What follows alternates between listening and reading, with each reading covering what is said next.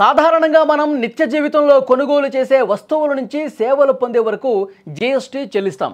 కానీ ఇప్పుడు భక్తులు తమ ఇష్టదైవానికి భక్తితో అర్చన, అభిషేకం వంటి ప్రత్యేక పూజలు చేయించినా లేదంటే కుటుంబ సభ్యులకి ప్రసాదం తీసుకెళ్ళినా సరే దానికి కూడా జీఎస్టీ చెల్లించాల్సిందే. ఈ మేరకు తెలంగాణ రాష్ట్రంలోని అన్ని ప్రముఖ ఆలయాలకు సంబంధిత అధికారులు వరుసగా నోటీసులు కూడా పంపిస్తా ఉన్నారు. దేవాదాయ శాఖ ఉన్నతాధికారులు దీనిపై ఏం చేయాలో తెలియక తలలు పట్టుకుంటున్న పరిస్థితి అయితే కనిపిస్తోంది.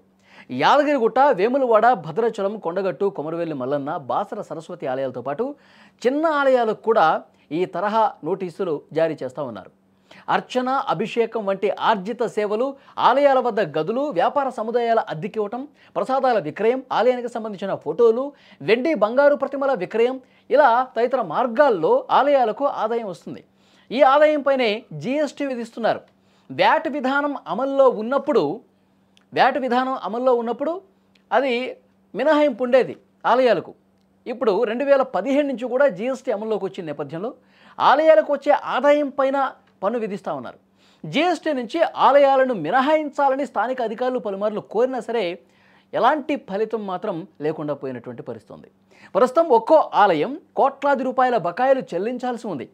బకాయిలపై అపీలుకు వెళ్లాలన్నా విధించినటువంటి జీఎస్టీపై 10% ఫీజు చెల్లించాల్సిన పరిస్థితి ఉండటంతో దేవాదాయ శాఖ అధికారులు సాహసించడం లేదు. భక్తులు హుండీల్లో వేసే కానుకలు, విరాళాలకు మాత్రమే పన్ను మినహాయింపు ఉంది. మిగతా అన్ని సేవలు కూడా ఆర్జిత సేవలు, గదులు, వ్యాపార సముదాయాల అద్దె, కొబ్బరి చిప్పల విక్రయం, ఇంకా అనేకమైనటువంటి అంశాలకు సంబంధించి ఆలయానికి ఆదాయం వస్తున్నటువంటి మార్గాలన్నింటి మీద కూడా ఇప్పుడు జీఎస్టీ విధిస్తున్నటువంటి పరిస్థితి ఉంది. ఆలయ నిర్వహణ, పలు నిర్మాణాలకు అవసరమైన వస్తువులు కొనుగోలు చేసే సమయంలో జీఎస్టీ చెల్లిస్తున్నాం. ఒకవేళ జీఎస్టీ మీద అపీలుకు వెళ్ళామన్నా సరే ఇప్పుడు 10% ఫీజు చెల్లించాల్సి ఉండటం అనేది ఆర్థికంగా భారంగా మారినటువంటి పరిస్థితి. ఈ విషయంలో కేంద్ర ప్రభుత్వం తగినటువంటి నిర్ణయం తీసుకుంటే భక్తులకు కూడా మేలు కలుగుతుందని దేవాదాయ శాఖ అధికారులు కోరుతా ఉన్నారు.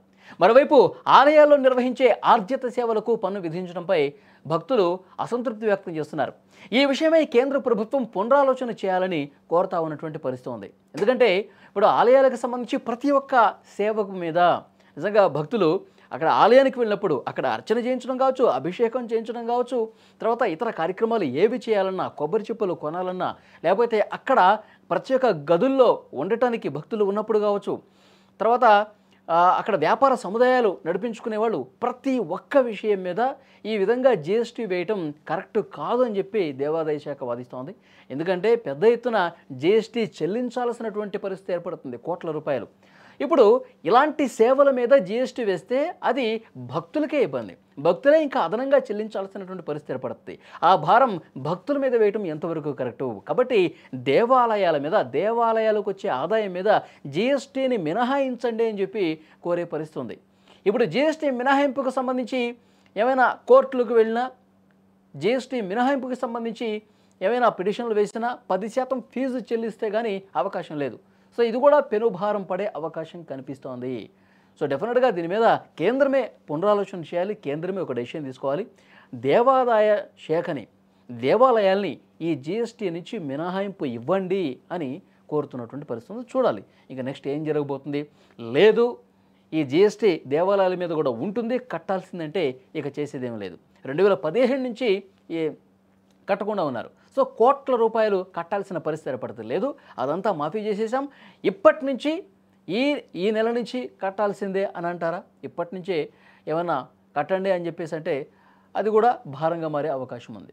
చూడాలి. కేంద్ర ప్రభుత్వానికి ఒక విజ్ఞప్తి అయితే పెట్టుకున్నటువంటి పరిస్థితి ఉంది దేవాదాయ శాఖ. తర్వాత ఏం జరుగుతుందన్నది చూడాలి.